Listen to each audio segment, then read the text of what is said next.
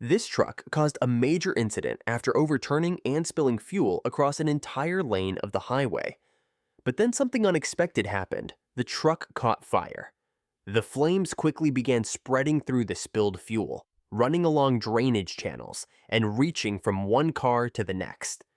The damage was massive, with the fire eventually engulfing 25 vehicles. Thankfully, most drivers managed to escape just in time, and only a few minor injuries were reported. But still, you can see how fast a situation can shift from rescuing a car to rescuing your own life.